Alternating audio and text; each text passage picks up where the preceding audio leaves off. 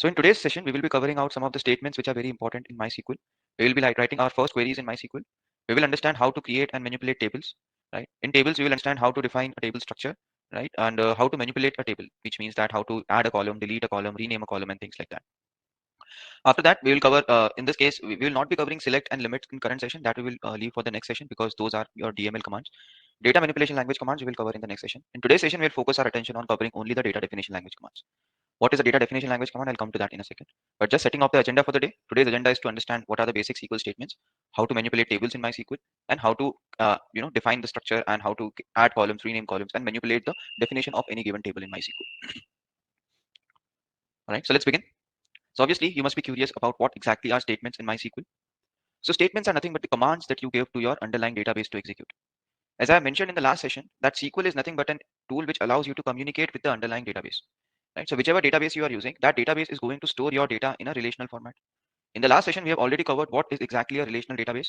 In a relational database, the data is stored in the format of tables.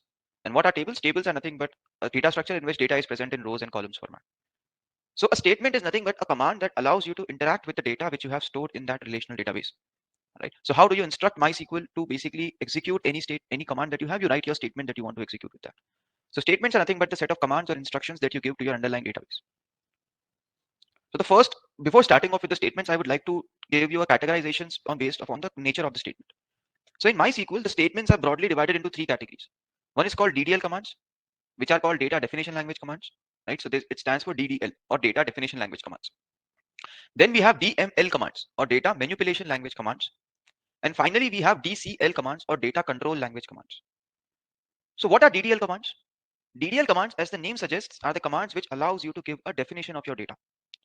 So whenever you have a command that allows you to define your data, so commands like create, alter, truncate, delete, right? So these are the commands that allow you to define the definition of the language. So with the help of create command, we have already seen in the last session how you can use create to create a new database. Similarly, we can use create command to create a new table. You can use create commands to create a new constraint, and whatever you want to create additionally for a database, that you can do using the create command. So create is a data definition language command because it allows you to create a definition or define the definition of your database. And when I say definition, what I mean by a definition is what are the names of a database and the tables, what are the names of the columns, what are the constraints on the columns, what type of values are stored in the columns, right? What columns you want to add, what columns you want to drop. So everything that you are doing right now, you are basically changing the definition of your data. So therefore, these set of commands which allow you to manipulate the definition of the data are called data definition language commands or DDL commands. The next type of commands are called DML commands or data manipulation language commands or DML, data manipulation language. And as the name suggests, these commands are used to manipulate the data which is available in any table. So what do you mean by manipulation? Manipulation means that let's say you want to add new rows to a table, you want to update some existing rows in a table, you want to select data from the table, you want to delete rows from a table, right? So all these are essentially your manipulation activities that you are doing on the underlying data. And the set of commands which allow you to manipulate your data as per your choice are called data manipulation language commands. And the third set of commands are called data control language commands. And these commands allow you to give, you can say control the data which is available. And when I say control, control means basically allowing somebody access to the data, right? Revoking somebody's access, things like that. So these set of commands allow you to take control of whatever data you have stored in that table, right? So with the help of them, you can provide access to somebody on the database, or you can revoke somebody's access on the database. And in all, you are essentially trying to control who is able to access that data which is stored in that database. So data control language allow you to control access to the database that you want to or do not want to give to a person. So broadly speaking, these are the three categories of commands that we have in MySQL. In today's session, we will be focusing our attention to understand the data definition language commands or DDL commands. So the first DDL command that we will cover is called create table command. Now this name might already give you a hint towards what it is used for. Create table command is used to create a new table in a database. So whenever you have a blank database or you are just starting to work on defining the database and the tables in it, obviously once you have created your database, you want to populate that database with tables. Otherwise, what is the point of creating the database in the first place? So here create table command is used to create a new table in a database. Talking about the syntax, in this case, whenever you want to create a table, you can see here in the top left corner, bottom left corner of the screen. In this case, you can see that the first two keywords here should be create and table. So whenever you want to create a new table, the first two keywords are create table. Then after that, this next set of commands, which is if not exists, it's optional. This is there to check if you have already created a similar table or not. Because in the last session, I have said this, that in MySQL, you cannot create two entities of the same name. Right? So you cannot create two databases with exact same name. You cannot create two tables with the exact same name. You cannot create two columns with the same name. You cannot create two constraints with the same name. Nothing in MySQL can have duplicate names. So therefore, this syntax or this set of check which you are applying, which is if not exists, it will check whether this particular command that you are executing, this table which you are creating, if it is already present in that database or not. So if it is already present in that database, it will throw you a warning by saying that this table is already there. Kindly don't create a table with the same name, right? So you should not be creating a table with the same name. So this is optional. Obviously, if you don't give this if not exists command and you still execute a command wherein you are creating a duplicate table, then MySQL will throw you an error. Straightforward. So after writing the create table and an optional check on whether the table exists or not, then we provide the table name. Here you can see the table name can be a set of alphanumeric characters. In this case, please remember that you are not allowed to use any special character here other than underscore. So whenever you create a table name, you are only allowed to use underscore as a special character. Apart from that, no other special character is allowed to be used. So whatever table name you want to give, if that table name contains more than 2 tokens or more than 2 words, you can either omit the use of underscore altogether if you are fine with that. But if you want to use a delimiter between the words, you cannot. You have to use underscore as the delimiter. If you want to use any other delimiter, then there is another way of doing it, which I'll show you in the hands-on session. Right. So after you have created the table name, then comes the providing the list of columns that you want to create in that table. Obviously, as I mentioned here, we are defining the schema of the table. Remember in the last session, I had used this term that here in the create table command, you define the table schema. And in the table schema, we basically, after giving the table name, we write which columns we want to add. So what are the column names that we want to add in this table? What are the data type of the data which you are storing in that column? So your data type could be string, integers, fractional values, boolean values, etc. Right? So your data type will define what type of value you will store in that column. And finally, you will define what are the constraints you want to impose on any given column. In the last session, I have already given you a hint about what exactly are constraints. So constraints are nothing but some mandatory checks that you want to impose on any given column. So let's say constraints like not null, which will allow you to make sure that no values in that column is null. Or you can also give a constraint like default. So a default constraint will basically make sure that if somebody has missed out on giving a value to a column, then that default value will be put in that place. So if somebody accidentally missed writing the value for a particular column, then a default value will be used in place of that column. So these are some of the constraints that you can put on top of the table names, right? And here, after writing the column and the data type of the column, you can also write the constraints that you want to impose on them, right? So this is basically how you structure your create table command. Let me quickly show it to you in MySQL as well. Just give me a second. Let me share my screen. All right. So here we are in MySQL Workbench. I already have introduced you to MySQL Workbench in the last session. And in this way, we are basically going to practice how to create and manipulate tables and columns in MySQL right now. So as you can see over here, I'm in my, this is the connection which I have established locally. So we are working in my current local system. And in this case, what am I doing first? I'm simply creating a database right now. So here you can see, I'm creating a database here. The name of the database is tempdb, indicating that this is just a temporary database that I'm creating for my system. Here you can see I'm just increasing the font size a little. So I'm creating a temporary database here. And if you can see here, once I click on this execute button here, it will execute my command. And here you can see if I refresh it, this tempdb has been created on the left hand side panel. These are all the databases that are there on my system. So this tempdb has just been created by me. Then once a database has been created, as I have mentioned in the last class, you have to let MySQL know which database you want to execute your queries on. So out of these 7 databases that I have on my system, I have to tell MySQL on which database do I have to execute the queries that I'm going to run. Because otherwise MySQL will not be able to understand on what database you are trying to run these queries. So here, with the help of use command, we specify on which database we want to run these queries. And here you can see as soon as I executed this command, the temp database here has been highlighted, indicating that this is the database which is going to be used going forward. Right. So now let's use the create table command here. Right. So here I'm going to execute my create table command. In this create table command here, you can see I'm starting my command with the 2 keywords which I had mentioned previously. The first keyword was create. Then you have a table. That is, we are going to create our table. Right now, I'm not specifying if not exists, but if you want, you can write it as well. So it's just a check which basically ensures that the same table is not getting created twice. So here, if not exists, we'll check if you already have a table named students in your database or not.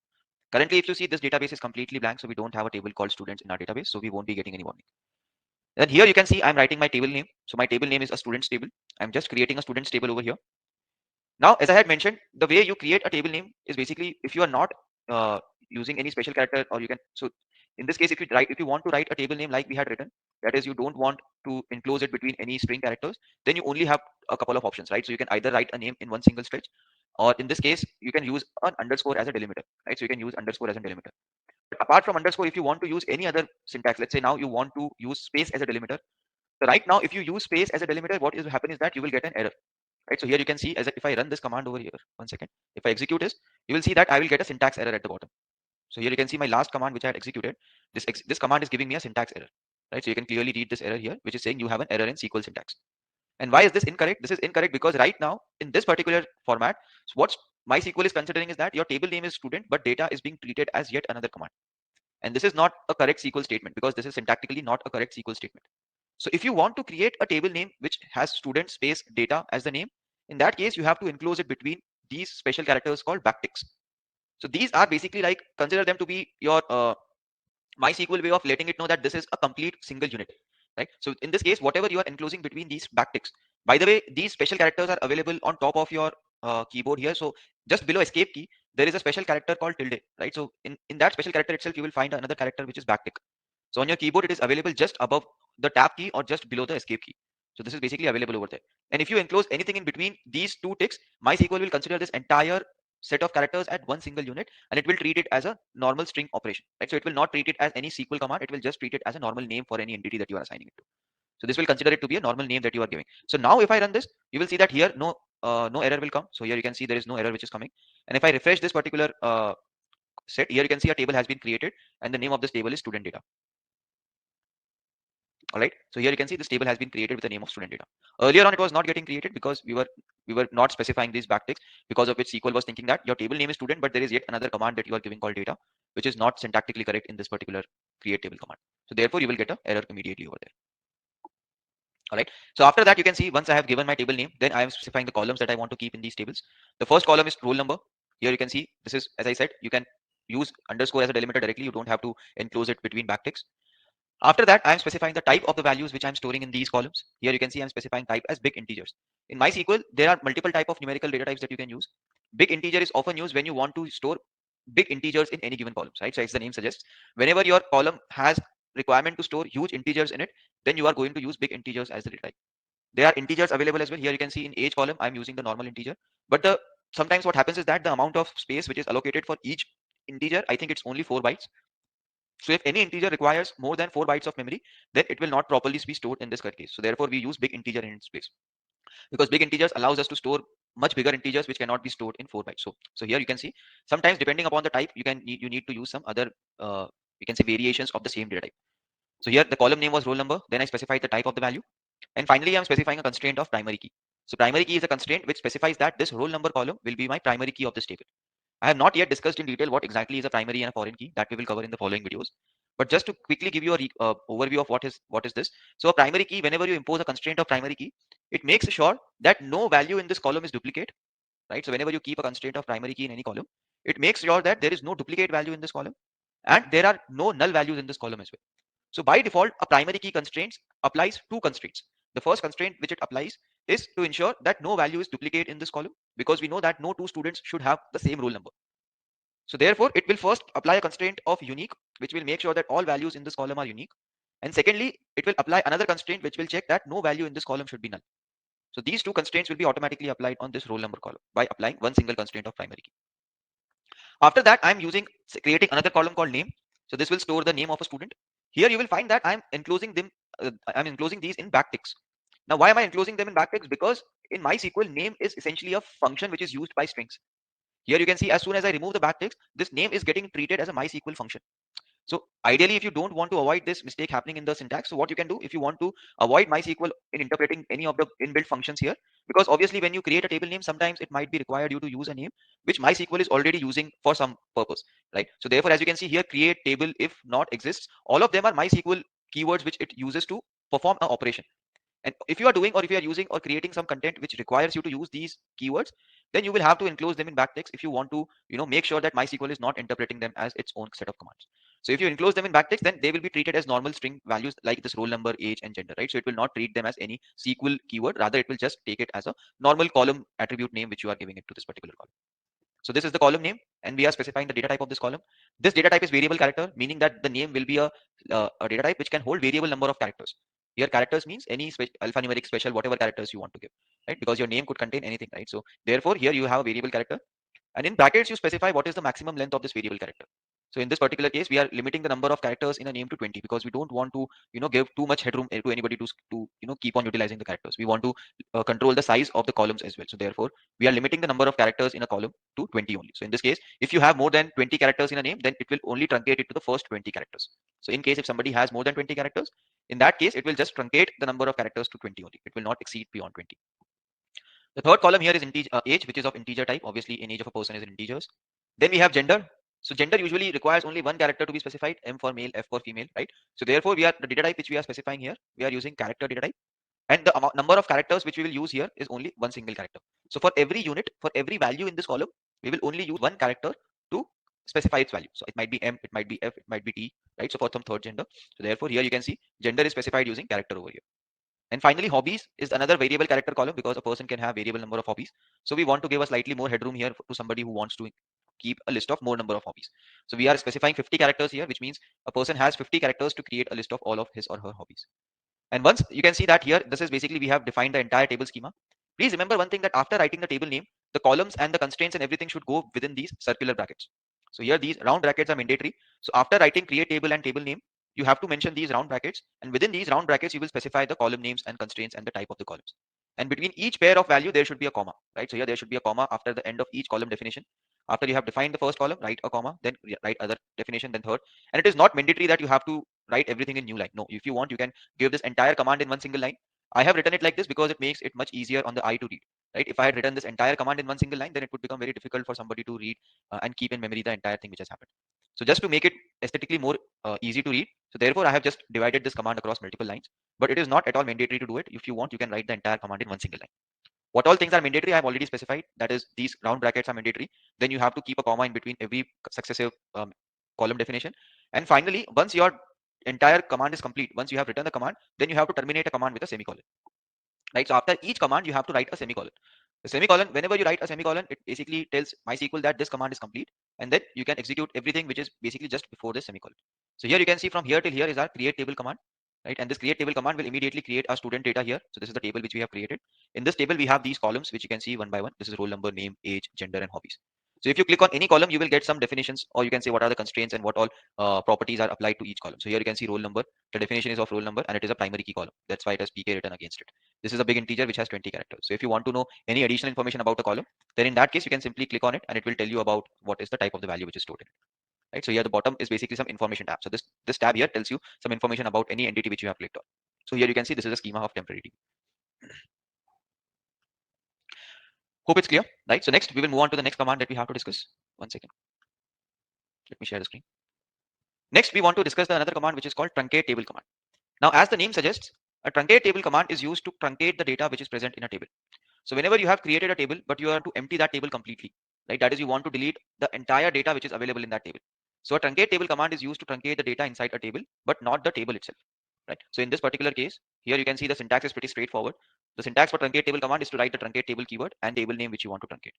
So let me quickly tell you about this as well. So let me share that MySQL screen back. So in this case, since we currently don't have any data in the students data table, so I'm going to truncate another table which is there in my system. So for that table, I'm going to use the company DB database because the table which I want to truncate, it is present in this company DB database. So therefore, I have to first let MySQL know that the following commands will be executed on the company DB database. So therefore, I'm executing this command, and as soon as I execute it, you will find that company DB database has been highlighted over here. Now the table which I'll truncate is this table. So here you can see this table has been truncated. So now if I again print the output of this table, what will happen is that this table content will not be there. So here you can see all the rows in this table are blank right now. And why that has happened? Because we have truncated this table. So a truncate table command will basically empty the content of a table without deleting the table itself. Right? So it will delete the contents of the table without deleting the table itself. And if you want to delete the table directly, then you have to use the drop table command. Right? So in this case, if you want to, let's say now drop the table directly, right? So if you want to drop the table itself, for dropping the table, you have to use drop table and table name. Let's say you want to drop this works on table. If I run this, what will happen now? That works on table itself is deleted from my company DB database. So here, if you take a look here, there is no works on table now. So depending upon what you want to do, you have multiple options here. The first option is basically if you want to just delete the data in the table, then you will use the truncate command. So just specify truncate and the table name that you want to truncate. And that will only delete the contents of that table without changing or deleting the table definition. And if you want to delete the entire table along with its content, then you will use drop table command. So drop table command will delete the table data as well plus the entire table. So when you delete the table, obviously you are deleting the definition as well as the data of that table also. So drop table will drop the complete table from your database entirely. All right. So that was how you can basically manipulate the contents in a table. Either you can drop a table or drop just the content of that table. Now let's look at another data definition language command, which is called alter table command. And as the name suggests, alter table command is used to alter the definition of any existing table. So when I say alter, what operations are allowed here?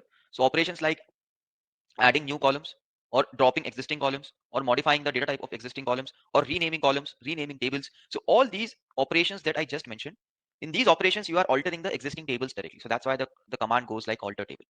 And with the alter table command, you can use simple alter table commands to do a bunch of things which I just now mentioned. So we will take a look at each and every one of these operations one by one. But the idea of alter table command is to allow you to alter the existing table that you have present in your database.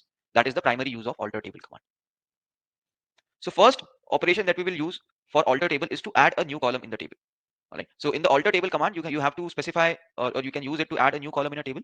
In this case, there are some parameters that you want to give. Obviously, whenever we add a new column, you have to specify firstly what table you want to alter. So the table name is one parameter that you have to specify, which is the first one, which table you want to alter. Then what is the column name that you want to add? So obviously, if you are adding any new column, you have to assign a name to that column, like we do at the definition of that table. So when we define the table, there also we all have to give a column name to each column. So here also, if you are adding externally a new column, then also you have to specify a new column name for that column.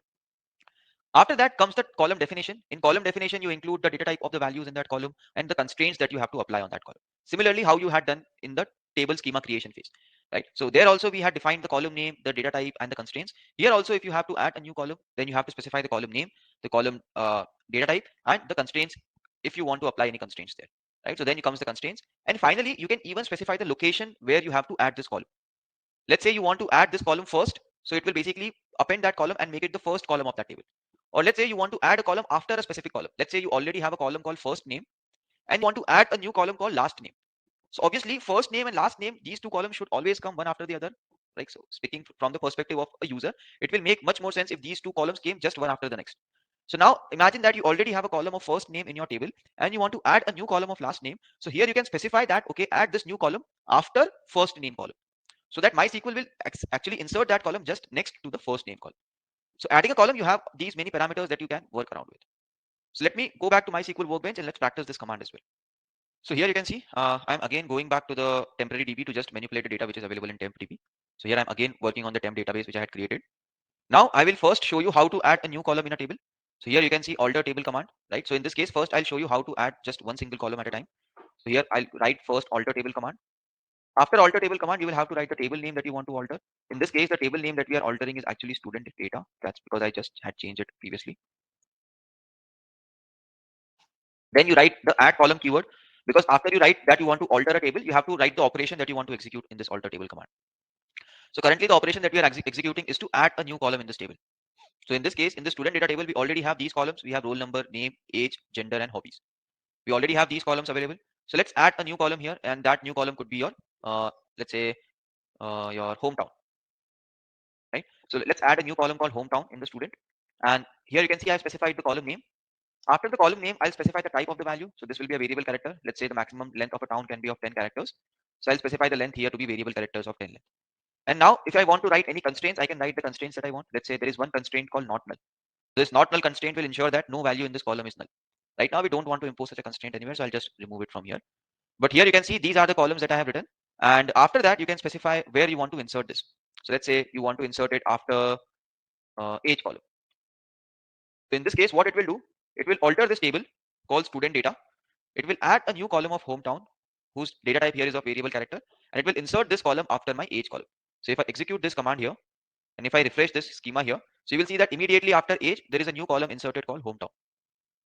If you had not specified this particular command here towards the end, then it would have inserted it towards the last. So the default insertion happens towards the end.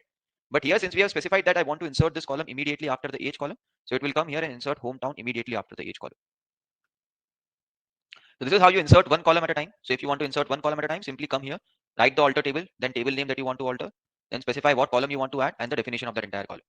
Right? If you want, you can even break it down across multiple lines. It's completely optional. Right? So if you want to make it more easily readable, then simply break your commands down logically across multiple lines so that the end user can have a much easier time reading your query. Next, you can also add multiple columns at a time. It's not like you have to run this query each time you want to add a new column. If you want, you already have a list of columns that you want to add in one single shot. Then you can also do that. The initial syntax remains the same. That is, you will write the table name, and here you can see that the table name will be student data. So I'm again going to change it here. I'm going to alter my student data table, and this time instead of just adding one column at a time, I'm going to add two columns here. The first column here that I'm adding here is basically emergency contact, the data type of which is variable character 20 length, and second is address. What is the current address of the student? So here you can see when you want to add multiple columns, again you have to use round brackets. So inside round brackets, you have to write your the definition of that entire columns that you are adding, similar to how you had done in create table command. Here also we did the same thing. Down also you will have to repeat the same way if you want to add multiple columns in a table. So if you want to add multiple columns, after alter table command, write within these lists here, just write a comma separate values of column definitions one by one. So if I run this particular command now, so what happens is this time you will find that two more columns will be added, but this time these columns will be added towards the bottom. So emergency contact and address has been added. All right. So this is the first use case of alter table command, and this use case is to add new columns to an existing table. Next, let's talk about another use case, which is to rename a particular table, or not rename a table, or change the data type of an existing table. So I've already explained how to add multiple columns. So now let's modify a particular column in a table. Let's say you have a column called address. In that address column, you have currently specified that a student is only allowed to input an address of 50 characters long. But sometimes what is happening is that some people have a longer address, and you cannot afford to truncate an address column, because obviously if you don't have a complete address of a person during time of emergencies, it will become extremely difficult to track that location, right? So therefore you want to change the data type of an existing column, right? So therefore what we can do here, we can change the definition with the help of the modify command here. So modify column allows you to modify the definition of an existing column. And when I say definition, I mean by definition is that what is the data type and what are the constraints that are applied on the column. So if you already have an existing column in your table and you want to modify the definition of that existing column, that is where you will use the modify column command. So let me show that in MySQL again. So if I come back to this table here, you can see that again I'm going back to students data table, right? And this time I'm going to modify my address column, right? So previously I had specified this address column to have at max 30 characters.